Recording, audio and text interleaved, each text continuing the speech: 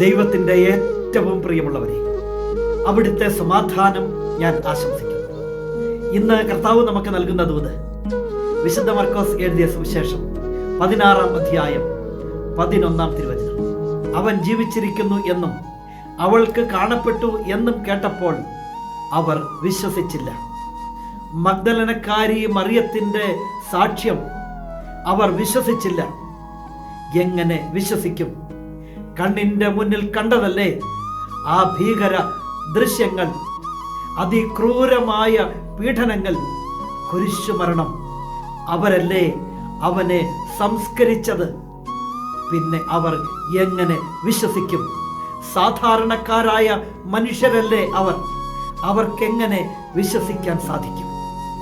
നാമും സാധാരണക്കാരായ മനുഷ്യരല്ലേ.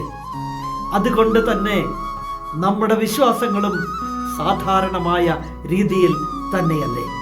എന്നാൽ പ്രാർത്ഥിക്കുന്നവന്റെ മുന്നിൽ, വിശ്വസിക്കുന്നവന്റെ ജീവിതത്തിൽ അസാധാരണമായ കാര്യങ്ങൾ സംഭവിക്കും. അതിൻ്റെ പേരാണ് ദൈവികമായ പ്രവൃത്തി. ദൈവം പ്രവർത്തിക്കുന്നത് അസാധാരണമായ രീതിയിലായിരിക്കും. നമ്മുടെ ജീവിതത്തിലും അസാധാരണമായ സംഭവങ്ങൾ ഉണ്ടാകട്ടെ. മറ്റുള്ളവർക്ക് വിശ്വസിക്കാൻ സാധിക്കാത്ത അസാധാരണമായ ദൈവിക ഇടപെടലുകൾ. കരുണാമയനായ ദൈവം നമ്മെ എല്ലാവരെയും സമൃദ്ധിയായി അനുഗ്രഹിക്കും.